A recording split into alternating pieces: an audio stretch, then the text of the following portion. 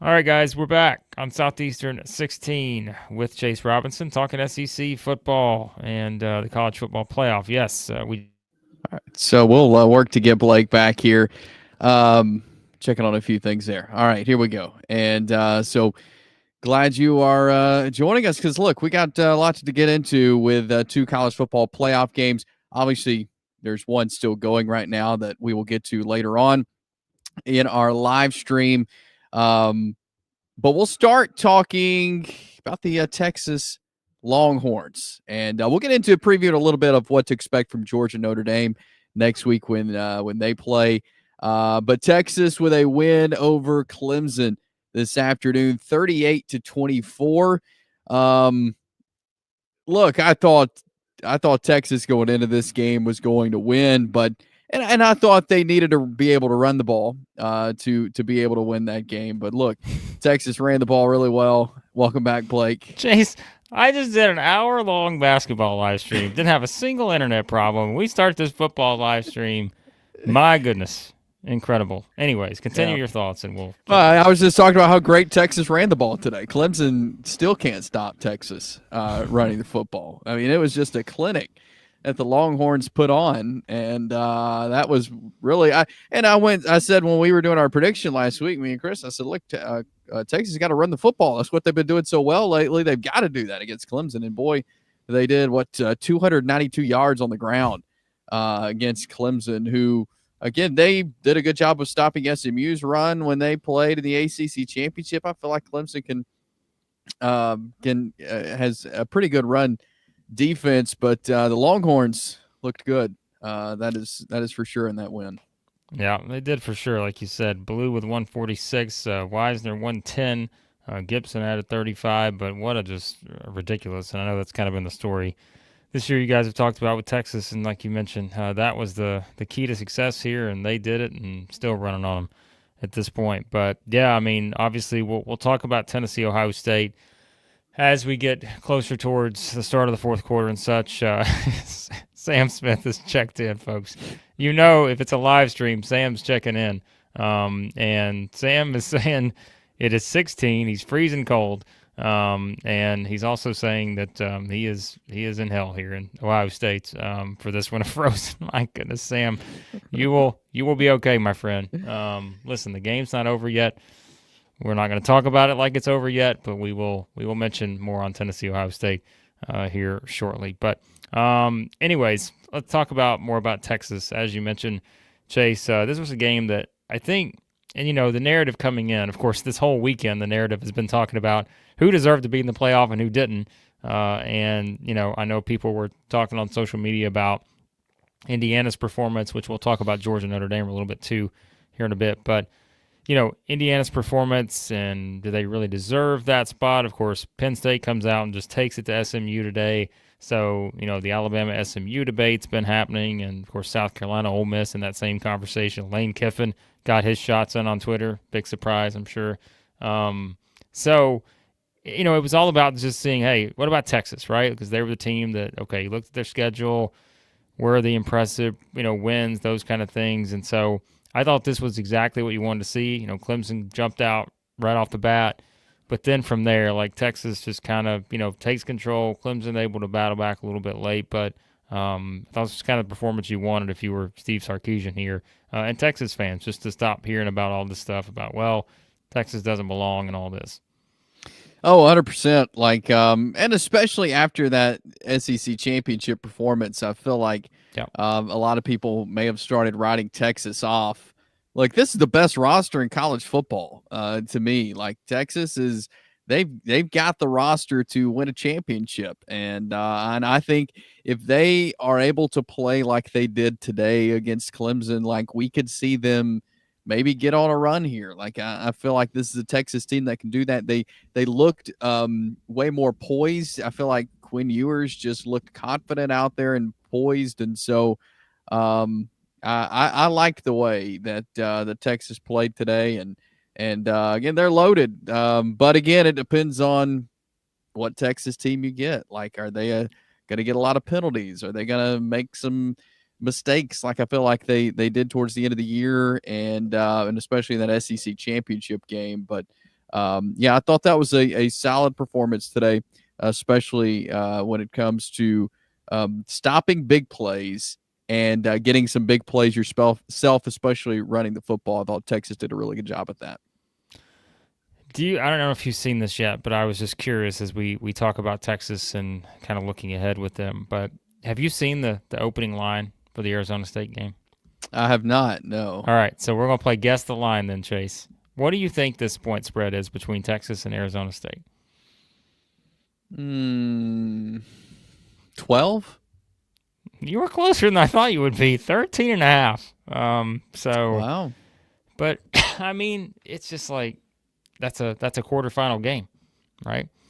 It's like it is. Here we are. Texas is a 13.5 point favorite. And we'll talk about the other ones as well. But yeah, I just think that's kind of the nature. And of course, we could talk about who deserves buys and all this other stuff for another day. But I thought that was interesting just to look at. But yeah, so I mean, I think for Texas now, it's clear, right? It's just I think if you keep kind of leaning on these guys being able to run the football, that's going to be a big part of this the rest of the way if they're going to make a run and have a shot at winning a national championship. And the defense, talked about them a lot this year too. And so, yeah, like I'm just kind of fascinated to see.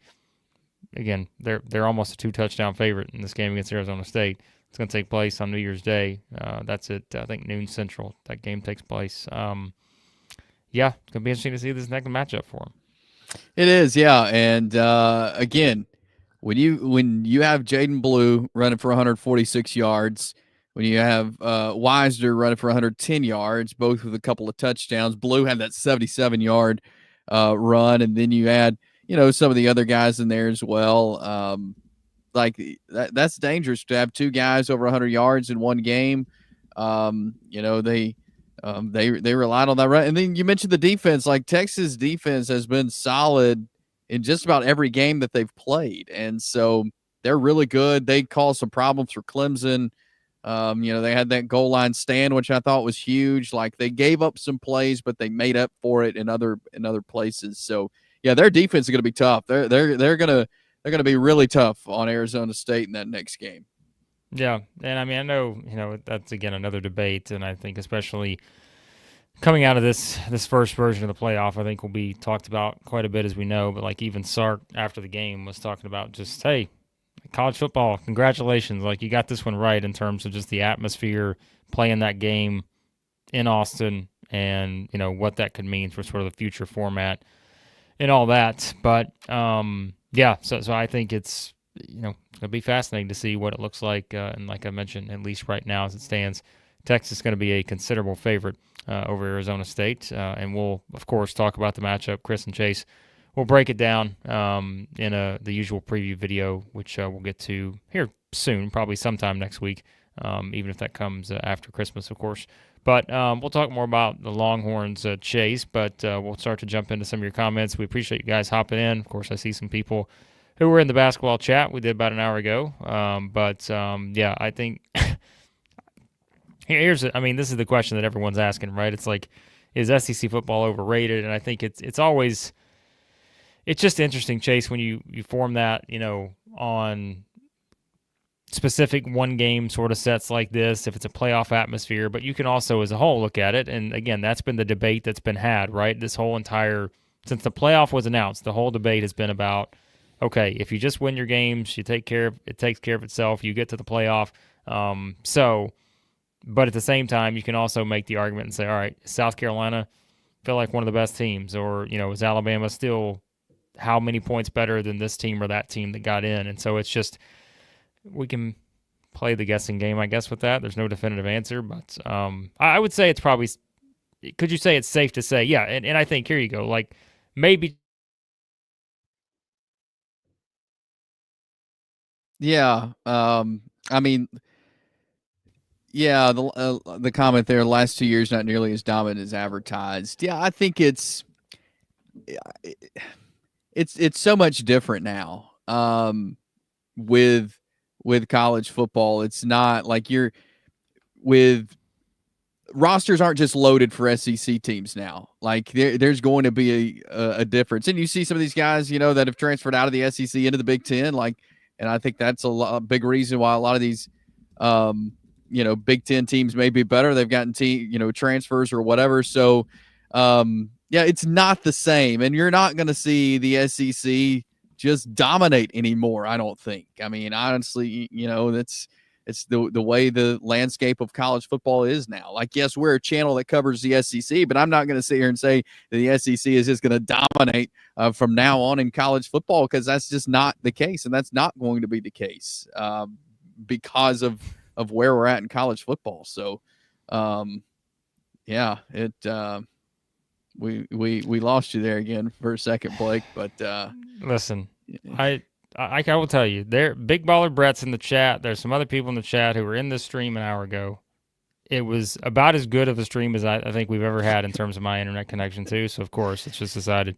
It may be the cold, Chase. I don't know. It may just be the cold from Columbus, Ohio, that is infiltrating things here. As SC Scout guy says, my ISP not dominant right now, so my voice not either. Again, guys, I'm going on 2 live streams here, multiple hours in the past, couple hours here. So I'll do my best here, but I'll keep throwing it to Chase so you can get a better experience with that. But all right, let's talk about Chase. We'll get to Tennessee, Ohio State here in a minute. But initial thoughts, as John asked here, on that Georgia Notre Dame game. Of course, we talked about a minute ago.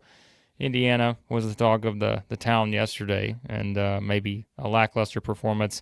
Notre Dame wins that one, but Notre Dame only an underdog by 1.5 here in that game against the Georgia Bulldogs. Yeah, I'm really, really fascinated by this game. And if you would have asked me a couple of months ago what I thought about Notre Dame, it probably wouldn't be how I feel about them right now. I think this is a much better team than I thought they were. And so I think Georgia's up against a big challenge here in this game.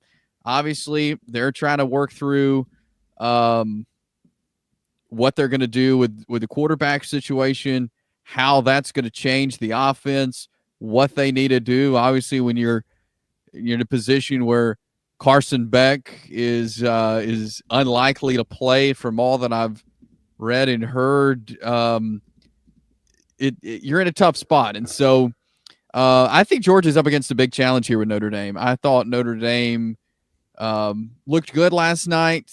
I don't think Indiana is as good as everybody made them out to be this year. I really don't. I think Georgia is much better than Indiana, and so I think it's going to be a really good game. I haven't gotten much into looking and comparing the two teams yet, as again we'll do in a video this week. But just my first initial thoughts from seeing some Notre Dame. I think it's a really intriguing matchup.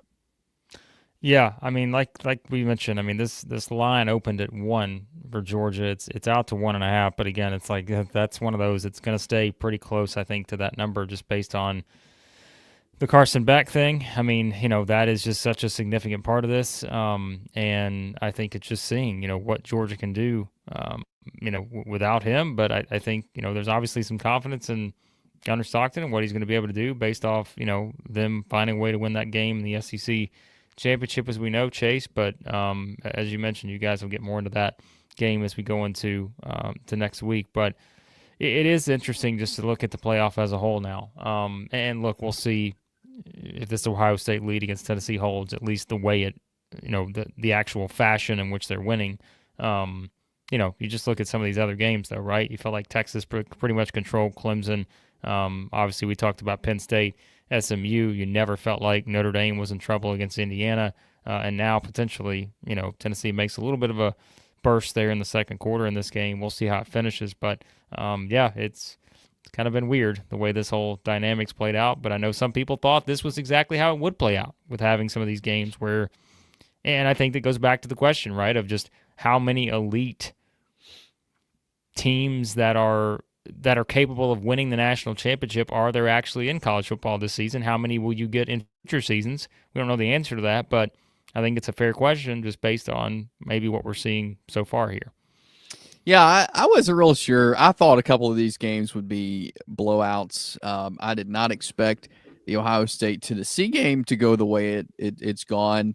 I thought Clemson may play Texas a little closer, but I thought the Friday night game and then the first game today, Penn State SMU, I thought those would be blowouts.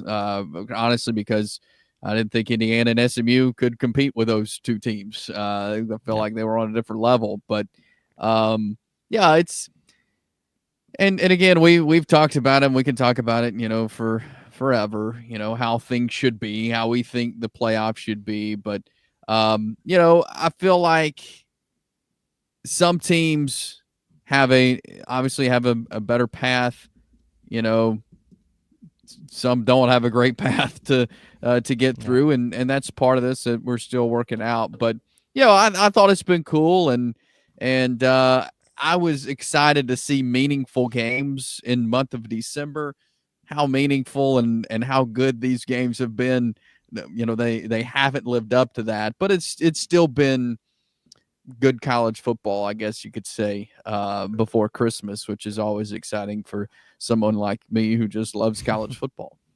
Yep. It's still, I don't think it's going to be this way every year, like you said, when it comes to these playoff matchups. Like, this is just, it is a matchup based thing, right? And there's some of these, and look, I mean, great point here too, and that's why, like we said, it's going to be fascinating to see how this changes, over the years in terms of, are these 1 through 4 teams, are they going to be hosting games?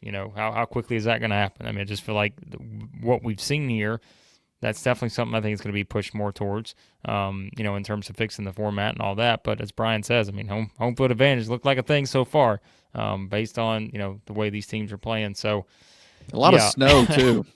Yeah, right? Like, come on. Like, it's just it's different. You don't just kind of have those just same type style environments where everything just feels very generic and all that. Like, you've got the actual tradition, the home, like you said, home field advantage stuff built in.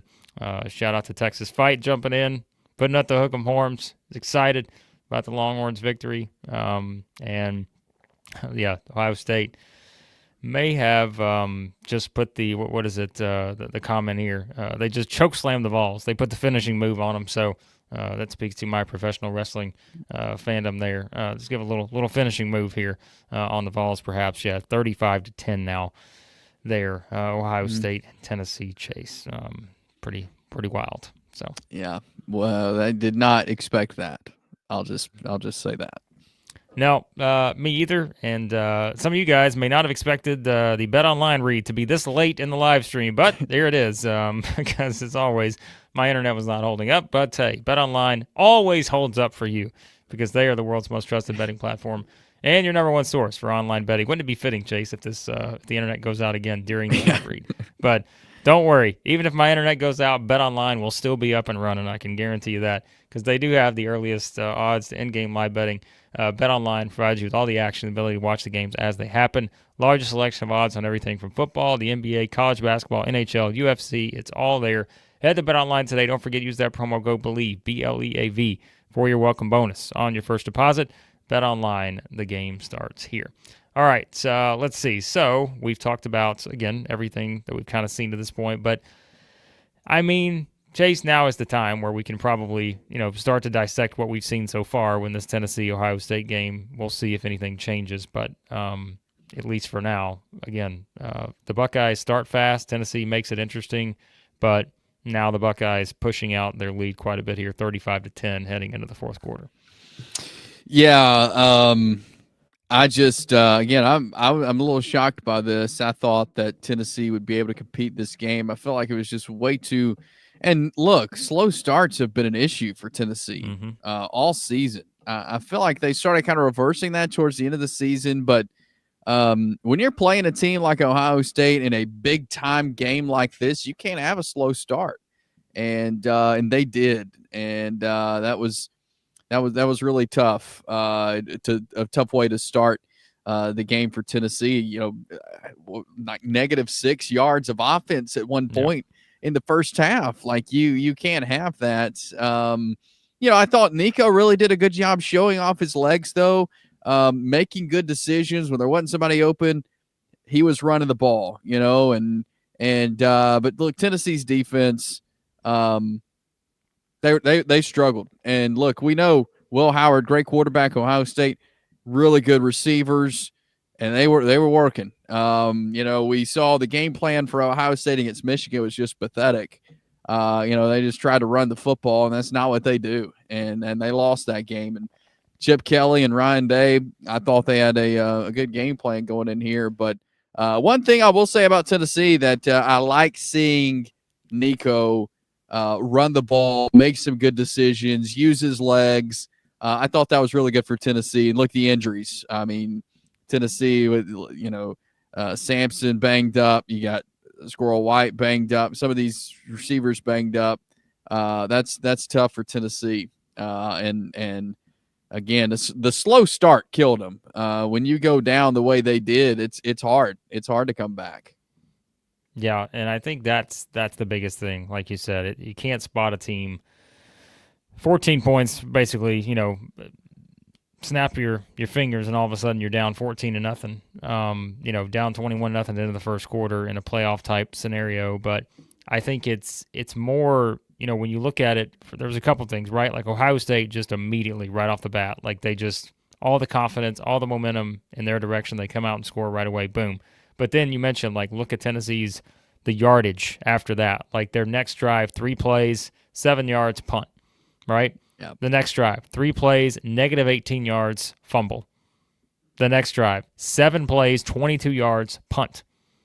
And then eventually they get to the field goal with whatever that was, in the second quarter. But it's like that's the way you started this game, understanding that if your defense isn't able to slow them down, which they were not, it was the ultimate kind of, perfect storm there for Tennessee to find themselves in that big of a deficit, Chase, right off the bat.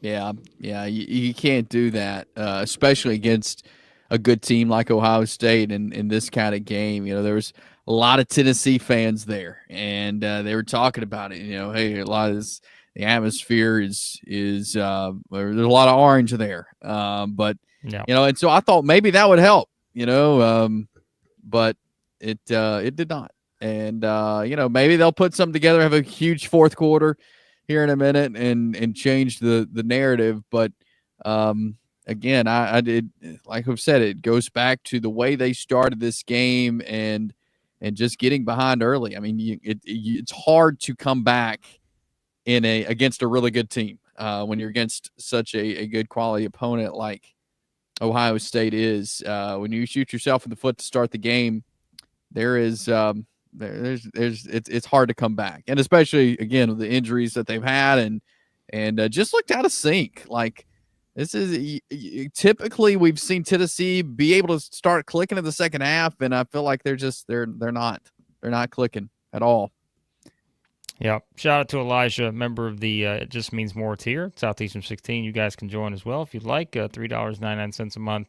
We get some members-only content from us, live streams and extra videos. It says, talking about Smith, one of the best receivers he's seen. Only a freshman could see him winning 2 Plitnikoff awards. Yeah, that'd be something, wouldn't it? And I know Elijah also mentioned earlier, and it's just, he says he doesn't think they have athletes to compete with teams like Ohio State and Georgia. Don't know if they ever will. I don't know, Chase. I think, it just depends in this era. I don't think it's hard to say never just because we know what goes into building a roster now. But look, I mean, like I said, it's looked different in this game where, I mean, there's a clear difference. And you're just not seeing, it kind of click for Tennessee the way you are with Ohio State, and they're just kind of being able to take advantage. And something else Elijah pointed out here, let me find it. I know I was going to pull it up here earlier, but here it is. So I think, Chase, this was the big story coming to the game, right? Because, I mean, you could listen to anybody talking about this game, and it was, I think the thing I heard the most was Ohio State has not seen a defensive line like Tennessee that's going to come in and just pressure. And like Elijah brings up here, it just feels like this isn't exactly the way you thought it would play out, whether game plan wise or just simply production wise. It's not been there. So, yeah, he's right. There's not been a lot of pressure, and look, I've been all about Tennessee's defense all season, especially that defensive front. I mean, we've been saying it since week 2 or 3, when they beat up on North Carolina State, and I saw the pressure they were bringing in that game. I said, this defensive line is going to cause some issues, and they have most of the season. But yeah, no pressure tonight. and that's what you got to do to Will Howard. You got to force him into some tough situations. Tennessee's not been able to do that. He's been able to make things happen and utilize those receivers and Smith and those guys who have been tremendous. But yeah, Tennessee's defense has not been. They've been way out of character. Not characteristically like what we've seen this year. Yeah. Well, I mean, Jason says he's just pointing out flat out, hey, love the way the Tennessee fans came up to Columbus, brought half the state, but Ohio State's just been better. That's kind of been it. Yeah, and like you mentioned, I mean, Nico, you're seeing him try to do some things, but it's not there elsewhere. I know people are mentioning in the chat, like just guys aren't open and those things. Like it's just hard to win in those kind of scenarios, Chase. It just is. But. Yep. I mean, so yeah, I mean, Ohio State, again, we're talking through this. My guess is we may not be on until the actual end of the game, but Ohio State in control here, as we said, 35-10 right now with about 13 minutes, 2 minutes into the fourth here. So we'll see if anything maybe develops over the next 5 minutes or so, or if it stays the same. But boy, it's like where do you go from here? Because I think it's.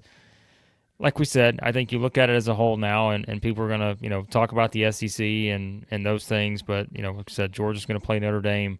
Texas is going to play Arizona State. The rest of the brackets filling out now, Penn State and Boise State.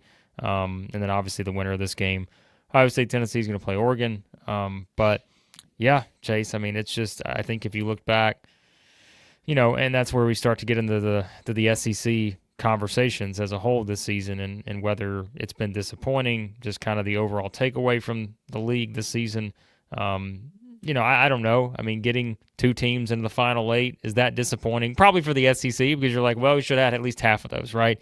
But it's just, again, it's a game where it's matchup based, and I know people pointed out, what would Alabama have done? What would South Carolina, Ole Miss, and such have done? But yes, he's going to get two into the final eight, and Georgia and Texas, I can't say that is stunning necessarily, just because those were the teams maybe early on that people identified as the two that maybe had the best shot. So, yeah, I mean, we were talking for the season, hey, SEC could have 6 teams in the playoff. Obviously, that's not how it worked this year.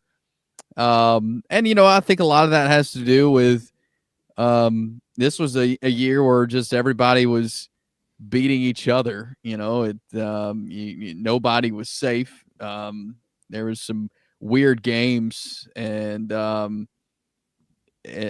teams lost games that you wouldn't have thought of in a million years. And so I feel like that put the SEC behind, and the SEC is just there's so much parity in the conference, and we've talked about it, like. Teams are beating each other, and that's going to put you out, when you don't have 5 teams like the Big Ten who are only losing one game because the way their schedules are, you're going to have this. So, I don't necessarily think it's anything on SEC teams. I just think there's a lot more parity in the conference now, and I think that's good to a certain extent, but that will cause the SEC, I think, to have less teams in the playoff moving forward. Well, and look, the SEC is always going to have, with NIL, and we talk about just the resources and all that, like it's always going to be there. The opportunity is always going to be available to get that many teams in. And I think it's just going to be fascinating, and again, Chase, to see what kind of changes are made to this format. All those things that we know are coming probably at some point based on how people are going to react to the initial wave of games and decide, okay, what changes are made, like we mentioned, could be home field, the way the seating works, those kind of things. But still, the SEC is in a position where every year it should have a chance to get at least half the field, right? I just think that's what we're going to talk about probably every preseason, just based on what we see on paper with these teams. And then it really is a matter of seeing how teams perform. And like we said, could you have come into the season thinking that Alabama was going to lose 3 games?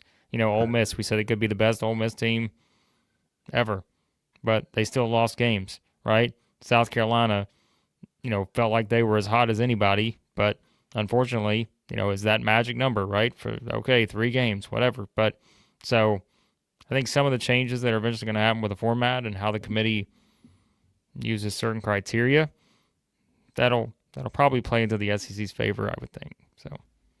Yeah, I agree with that, and it's just there's still a lot to figure out, and I think these teams that we see from the SEC in the playoff, I don't think they're going anywhere. I mean, I think Tennessee, I think they're going to be able to get a good roster back, and we may see them in the playoff, again soon, and we may see some other, SEC teams. Wouldn't surprise me if Alabama's gets back in there, if Ole Miss, if Lane puts another rock star roster together and finds his way in there. I think as time goes, it'll look different, even with the SEC.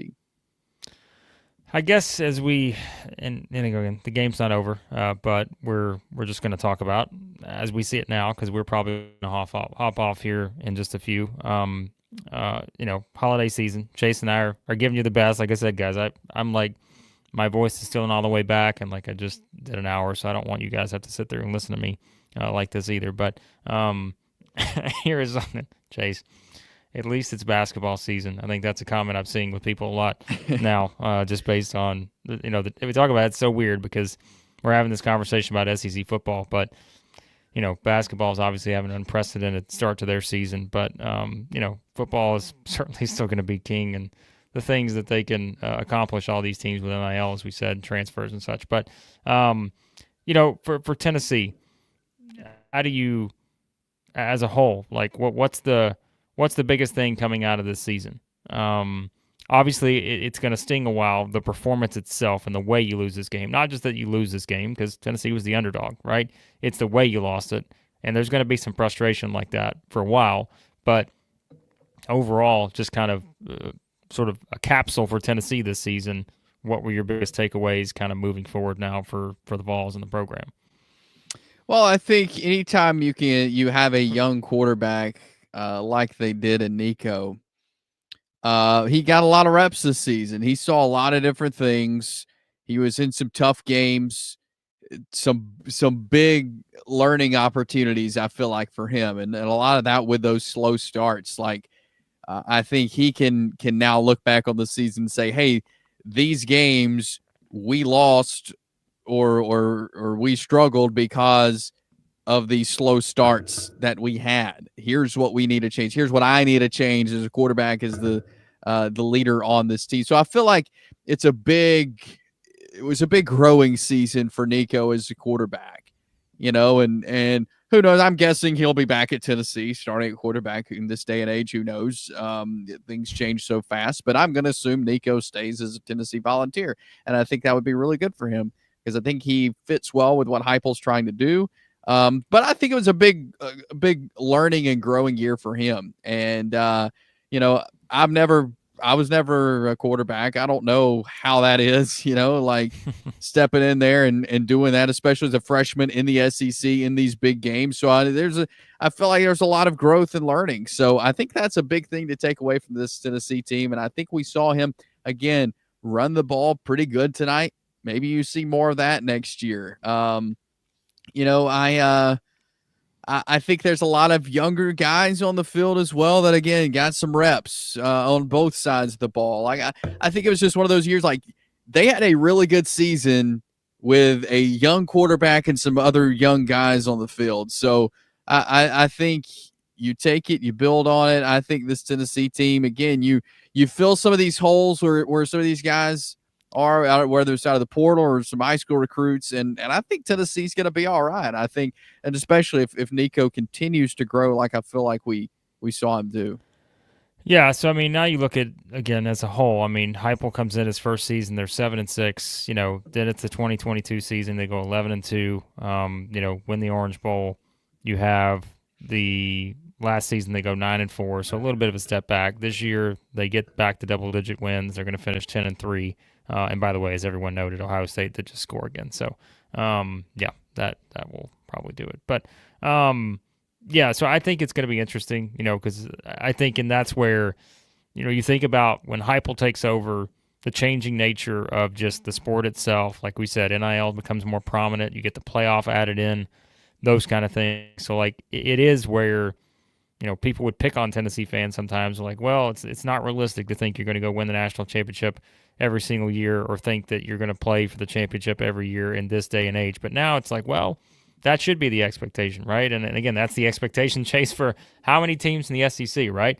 Where everybody thinks every year that they should be making the playoff now, and just because of the resources that are being pumped in and all that. But I think, again, it's just going to come down to what are those roster moves, or coordinator moves, or anything like that that's going to make that little tiny difference that gets you from 11-2 to 12-1, and those kind of things, right? And of course the schedule matters and everything too in this era in the SEC. But so we'll find out. But it should be an interesting offseason in Knoxville, just as it's going to be everywhere in the SEC. So.